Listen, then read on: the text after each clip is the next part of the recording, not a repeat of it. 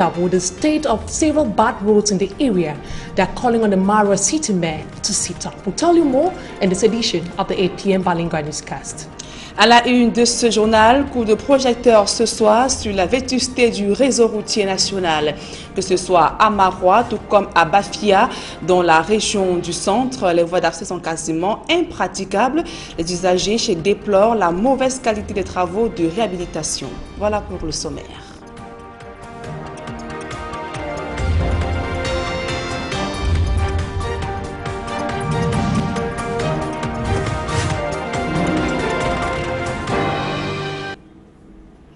Mesdames, Messieurs, une fois encore, bonsoir et merci d'honorer ce rendez-vous de l'information sur Equinox Télévision. Dans la région de l'extrême nord Cameroun, plusieurs routes de la ville de Maroua sont en très mauvais état.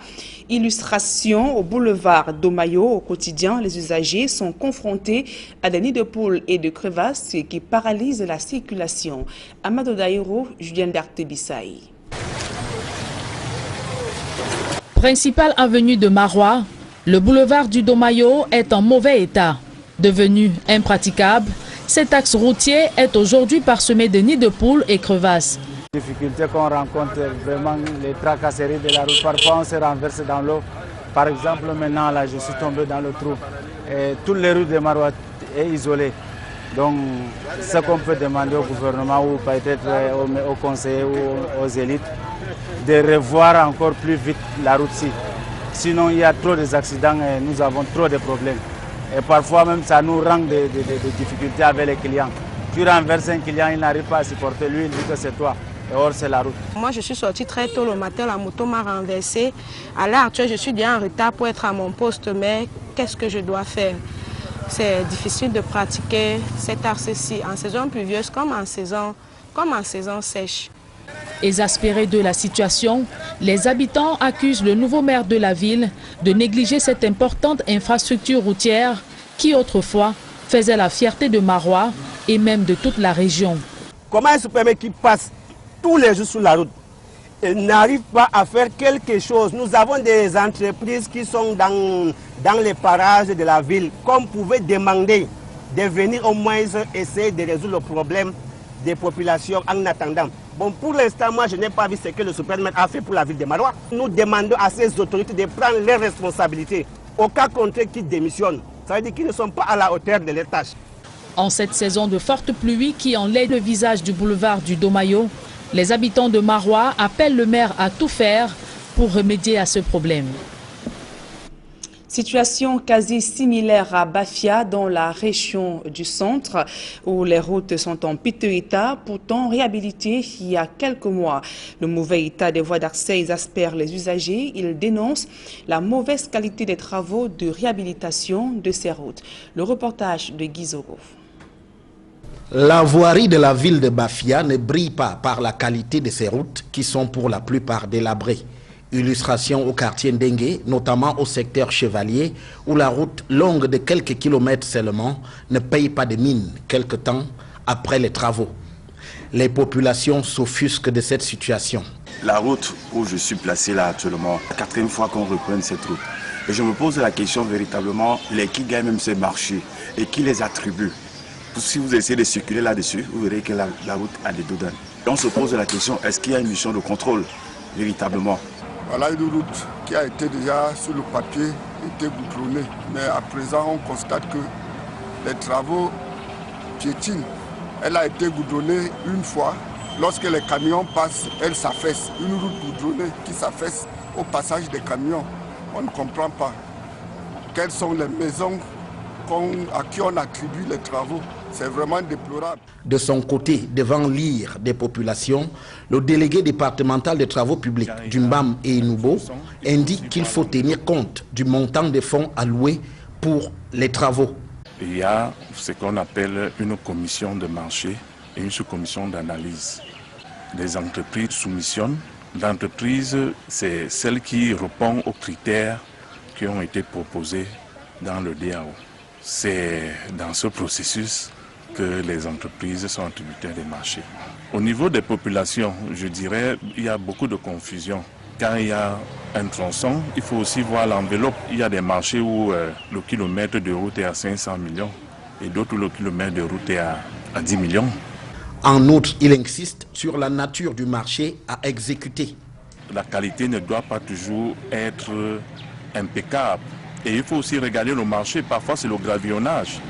Les gens attendent un tricouche ou un bicouche. On ne peut pas suivre ce que les populations disent. Il faut se rapprocher des personnes compétentes pour avoir la bonne réponse. Néanmoins, on peut se demander quel est l'intérêt qu'il y a à réaliser des travaux au rabais dont les populations ne tirent aucun profit, comme c'est le cas dans le chef-lieu du département du Mbam et Inubu à Bafia. Et non loin de Bafia, rendons-nous à Yaoundé où l'exécutif du 6e arrondissement souffle le chaud et le froid. Une trentaine de boutiques construites à Biemassi ont été détruites au terme d'un bras de fer houleux avec le maire de la ville. Au même moment, plusieurs boutiques dédiées au défunt maire Paul-Martin Lolo ont été inaugurées au quartier Etouguébé. Le reportage de Marcelin Gansop. Lieu dit biscuiterie dans le 6e arrondissement de Yaoundé. Des amas de ferraille, béton armé et autres débris de toutes sortes nous accueillent. Il ne s'agit pas des conséquences d'un vent violent ou d'une quelconque catastrophe naturelle, mais plutôt de ce qui reste de la descente musclée des engins de la mairie de la ville. Sur la trentaine de boutiques qui étaient déjà sorties des terres, aucune n'a échappé au coup fatal. La menace brandie par le maire de la ville quelques semaines auparavant est passée de la parole à l'acte, au grand désarroi de ceux qui caressaient déjà l'espoir d'exercer leur activité dans un cadre et un environnement serein. Non loin de là, au lieu du carrefour du centre des handicapés, l'heure est plutôt à la jubilation. Sous une pluie battante, les populations saluent l'inauguration de plusieurs boutiques dans un espace dédié à l'ancien maire décédé de Yaoundé 6, le docteur Paul-Martin Lolo. Je crois que tout ce que nos défunts peuvent partir avec, c'est juste notre amour. Et je crois que c'est un signe d'amour. C'est ce qui reste pour nous qui sommes vivants pour faire aux défunts. Et en passant devant ces carrefours, ça va toujours me rappeler de quelque chose de bien, pas quelque chose de mauvais. Et ça fait qu'on va toujours penser qu'il a existé un maire dans cet arrondissement. Hier, c'était Jean-Claude Adissa, de regretter mémoire.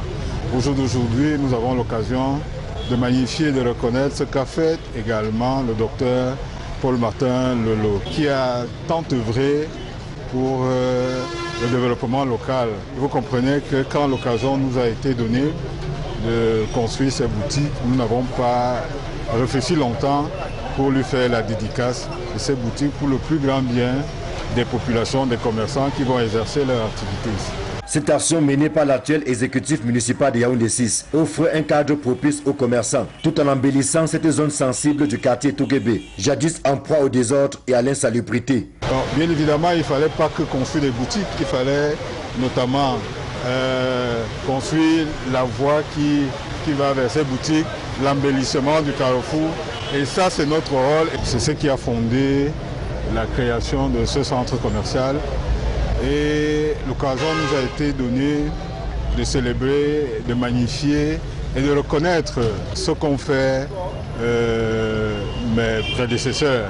Depuis quelque temps, l'exécutif municipal de Yaoundé 6 est engagé dans un processus d'assainissement et d'embellissement de certains secteurs névralgiques de la commune. Cela ne rencontre pas toujours l'assentiment de la mairie de la ville, mais le maire et ses adjoints n'entendent pas s'arrêter en si bon chemin. Et dans le département du Mungo, la ville de Banga est confrontée à de graves pénuries d'eau depuis des semaines. Les populations sont contraintes de se ravitailler dans les points d'eau ou encore des forages. Banga est l'un des arrondissements qui croupit sous le poids du sous-développement. Le reportage de Jacques Molon, Julingue Nyondé. Des cas de maladies hydriques et de décès enregistrés en Banga dans le département du Mungo. La situation inquiète les autorités locales. La pénurie d'eau dicte sa loi. Les populations ne savent plus à quel sens se vouer. Véritablement, il y a un manque d'infrastructures. Il y a des quartiers qui n'ont pas même pas une file d'électricité, ils n'ont pas de forage, ni l'eau, ils n'ont pas l'eau potable. Dans le quartier, il n'y a pas l'éclairage public. Les robinets sont à sec depuis des semaines. Les habitants se ravitaillent dans les forages et puits d'eau de qualité douteuse. La population de Banga a soif d'eau.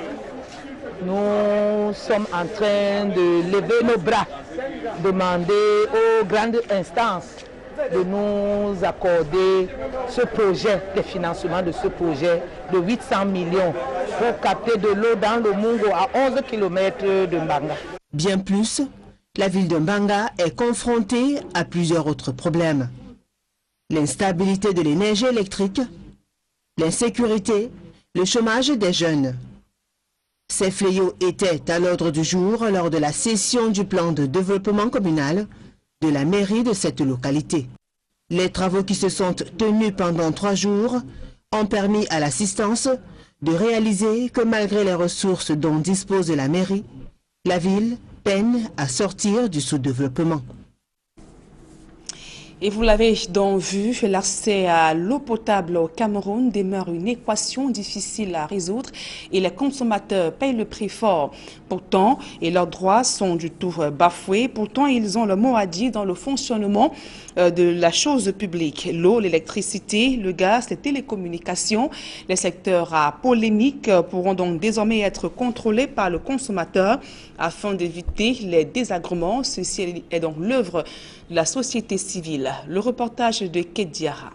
Alors que les plaintes fusent de nombreux consommateurs camerounais au sujet du service public, il leur est souvent difficile de les formuler à qui de droit de la meilleure des manières afin d'obtenir réparation. C'est ainsi que le secteur de l'eau, de l'énergie, des télécommunications et même du gaz, frappés de dysfonctionnements réguliers, sont jetés aux orties à longueur de journée par des consommateurs qui, en fin de compte, n'obtiennent jamais gain de cause. C'est fort de ce constat que des hommes de la société civile ont mis sur pied une nouvelle plateforme de revendication destinée à renverser cette tendance. Nous avons mis une base de données en place et nous avons créé des applications web et mobiles qui permettent à tout consommateur de nous soumettre sa requête. Et dès lors que nous avons cette requête, nous allons communiquer aux fournisseurs de services, aux régulateurs et même à vous les médias. Il s'agira désormais pour tout consommateur en présence d'un incident de le transmettre à photo à l'appui à l'application. Les cas les plus graves seront immédiatement soumis aux entreprises concernées pour réparation. Quant aux autres, des reportings périodiques seront effectués. Nous allons faire périodiquement, j'ai envie de dire mensuellement, ce reporting, ce rendu du service public. Et quand ce sera relayé, ces entreprises-là n'auront plus qu'à résoudre les problèmes des Camerounais. Le groupe que nous formons va exiger des comptes.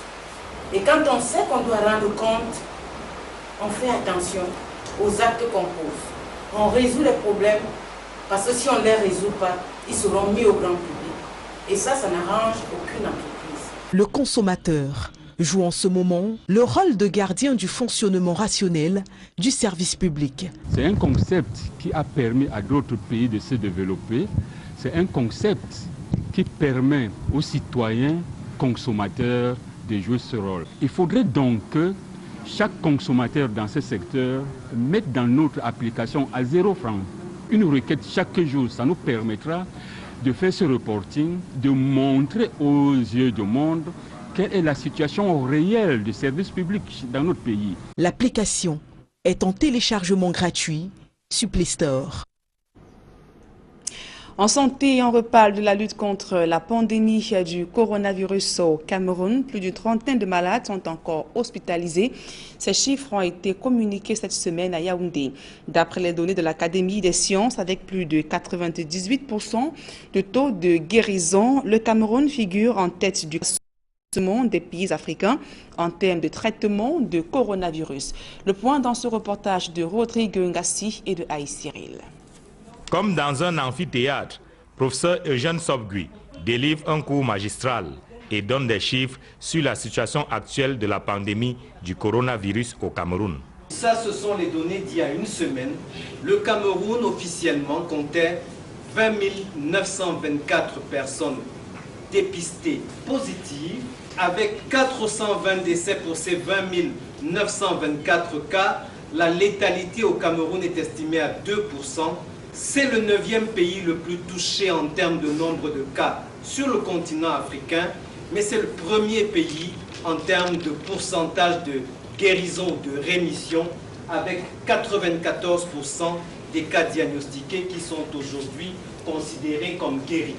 À écouter le prof qui porte la voix de l'Académie des sciences, le coronavirus sévit de moins en moins au Cameroun. La preuve, sur l'ensemble du territoire, il n'y a plus qu'une trentaine de malades encore hospitalisés.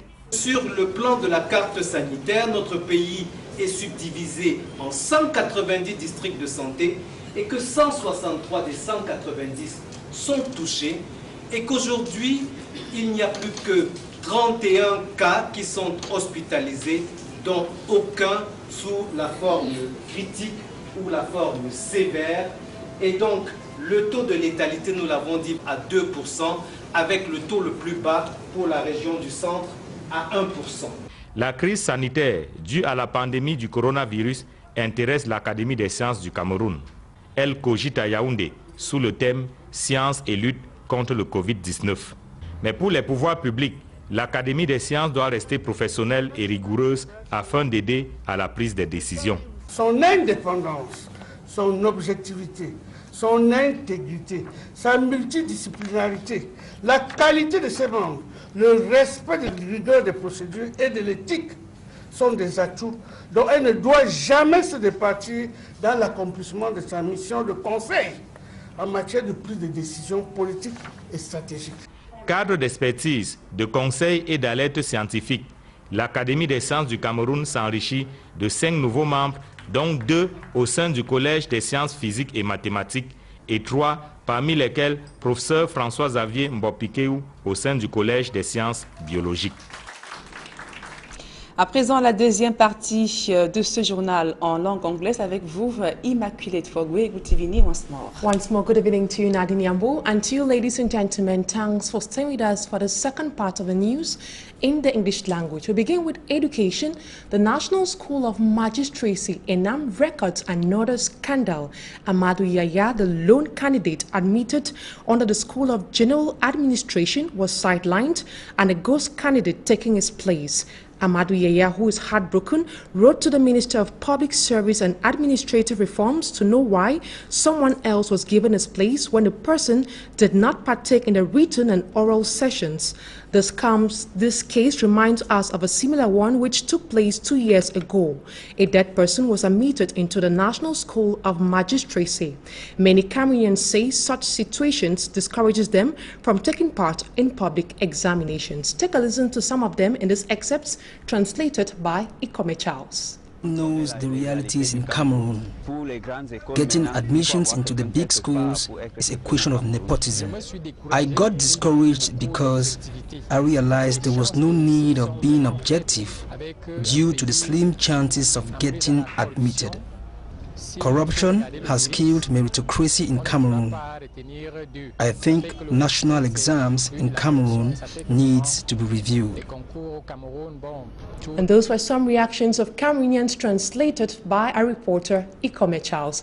And still talking about education, a professor of translation studies and cooperative literature at the University of Buea says much still needs to be done in order to show proof of Cameroon's bilingualism, as most texts are either translated wrongly or published only in one of the languages.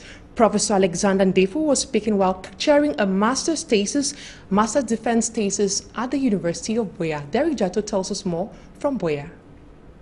Translation is still a problem in a bilingual country like Cameroon. And observers say most administrative or official documents are either put for public consumption only in the French language or in the English language, and in some cases wrongly translated in any of the above languages. Professor Alexander Ndefu, a French, German and English language translator in charge of translation studies and comparative literature here, the Advanced School of Translation and Interpreters ASTI in the University of Buea, says translation in Cameroon is yet to be given its place, which ought not to have been the case in this fast-growing world. There's still a lot to do because many translators are needed because many texts still appear only in English or only in French. So in a bilingual country like Cameroon, translators are key players in communication. And today on campus of the University of Buea, some master's students from ASTI are defending their thesis. I presented on the topic Assessing Creativity and Originality in the English version of Gelocide by Vassus Ngome. And what urged me to write or to research about this book particularly is that while reading the English version, first of all, I didn't know that it was the translated version. I got struck by the level of creativity of the book. And present in the hall was Ngome Blasius, the author of a book titled I Have 8, which was used by Mfot Ngamo for her research. This is to say how important translation is, and I'm happy that it is serving academic purpose today. It is furthering academic debate. It is the wish of this institution that creative minds like this one that has been exhibited in this scientific piece of work be put into use by employing such translators in both private and public establishment for Cameroon not only to be bilingual by name. Derek Jatta reporting from the southwest region of Cameroon. Onto something else, road users in the far north region of Cameroon expressed dissatisfaction with the poor state of roads in their area. They say the bad state of their roads is affecting economic activities. Titles in this report. A motorcycle stuck in a crater-sized pothole.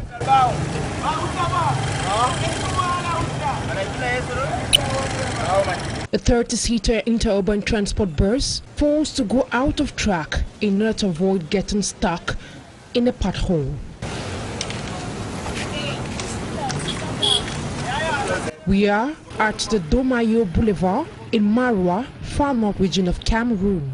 Residents of the city of Maroua decry the lack of good roads in the urban center.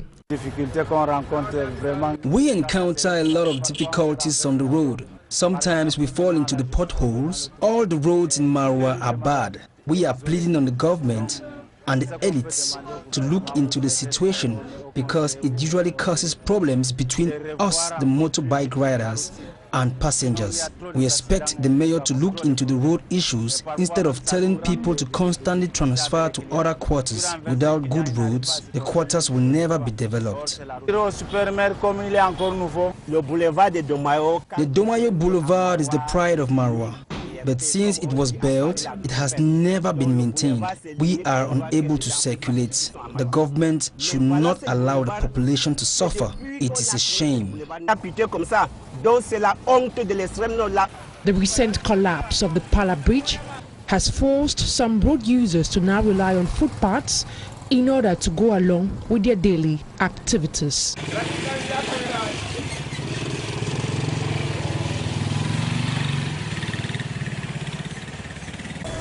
One of the major stretches in the town has been transformed into a pigsty, with vehicles facing difficulties navigating the stretch due to its muddy state. The city mayor of Maroua is challenged by the population to come up with innovative ideas that can develop area. And the scarcity of potable water remains a major problem in Banga, that is in the Mungu Division, Lithura region of Cameroon. The mayor of Banga, Henriette Edange, and other elites of the community say they are multiplying efforts in order to address the challenges. Fomi Armstrong Sanda tells us more. According to information from local health officials, at least 2 persons have been killed and several others hospitalized of waterborne disease across Mbanga in the Mungu Division of the Lithura region of Cameroon. A situation qualified as disturbing by local authorities who say locals have remained helpless as the water crisis persists. According to a quarter held in Banga, His Royal Majesty Francois Kamdom, several neighborhoods in the town of Banga suffer water scarcity and epileptic electricity supply. Many villages have no water to drink. They have no electricity. There is nothing. You know, without electricity, a quarter cannot be enjoyable. The problem of decentralization is a bit low because there are in certain places they tell you the text of application is not yet delivered to the ministry or to the population. He continued that water points in Mbanga have remained dry for weeks, pushing local inhabitants to fetch and drink from doubtful sources. La population de Mbanga a soif d'eau.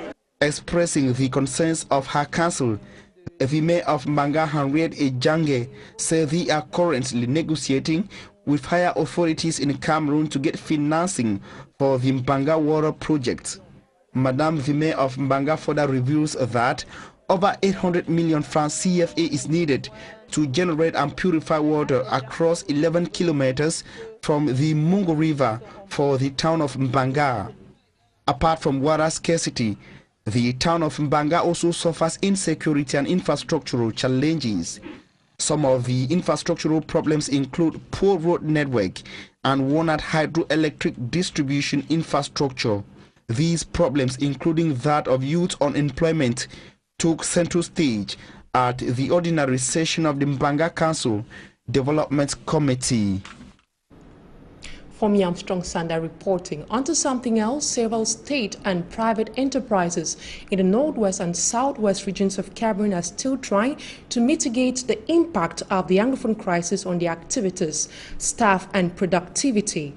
One of such companies badly affected by the crisis is palm oil plantation in the Dian Division southwest region of the country. Insecurity has deprived the company of several heavy equipment and income, as the company continues with its revival and expansion drive henceforth under the supervision of a new management team. The senior divisional officer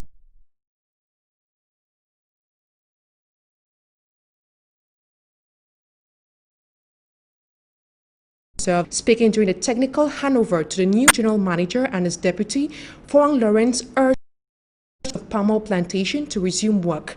The new general manager, Tapiam Bile, and deputy Asu Donatus, who now have full control of the enterprise after the officials received the keys of the company from the general manager.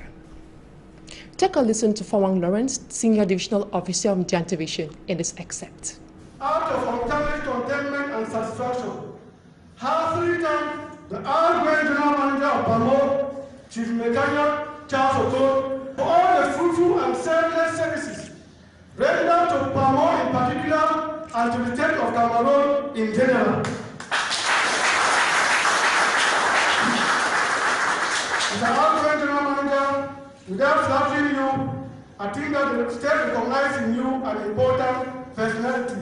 And the name Pamo will never be complete without the name Chief Mechanic Charles Okon. I want to assure the incoming team that at any moment they can be assured of the availability and the support of the senior divisional officer for Indian Division, especially in terms of security. This is not way that I stand here talking as a senior divisional officer and talking as the chairperson of the board of directors to invite all Pamo workers to take over service as from tomorrow in their respective estates. The ground has already been leveled. The security has already been provided. What you need now is to move to your various estates and start immediate work. Your security is assured. Before coming here, it was hard to plan by anticipating what we were expected to see. I am quite thrilled, amazed at the turnout, because the stories nowadays is that Pamo Loke does not exist anymore. But when I see this crowd, and I saw the staff lining up there, what the French one calls the constituted corps, to receive us as we greeted them, it brought me a lot of joy. And I want to say that yes, I've been hearing the title, General Manager. It sounds quite lofty. But I want to assure you that, in my own opinion, those are simple titles. If you guys don't make it what it is supposed to be, without you, there is no us. That's my policy, that's my And out of Cameroon, the president of Nigeria, Muhammadu Buhari, has pledged to end brutality, that is police brutality. Buhari is responding to a protest that emanated from a video circulating on social media showing a man being allegedly killed by an officer. In a tweet, President Buhari says, I quote, "I met again with the IGP tonight. Our determination to reform the police should never be in doubt. I am being briefed regularly on the reform efforts ongoing to end police brutality and unethical conduct and ensure that the police force is fully accountable to the people." End of quote. On Friday, police fired tear gas at protesters who were highlighting police harassment and brutality. The hashtag #EndSARS is trending worldwide, with Nigerian celebrities like Wizkid and Davido tweeting the support for protesters. The Federal Anti-Robbery Squad SARS is being accused of unlawful arrest, torture, and murder. And that's it for this edition of the 8 p.m. Bilingual Newscast on Equinox Television. Have a blessed weekend in the company of our programs. Equally, have a blessed weekend, Nadine Yambou. Merci, Immaculée Fogwe, meilleur à vous. Mesdames et messieurs, c'est la fin de ce journal. Merci pour votre aimable attention et passez d'agréables moments en compagnie de nos programmes.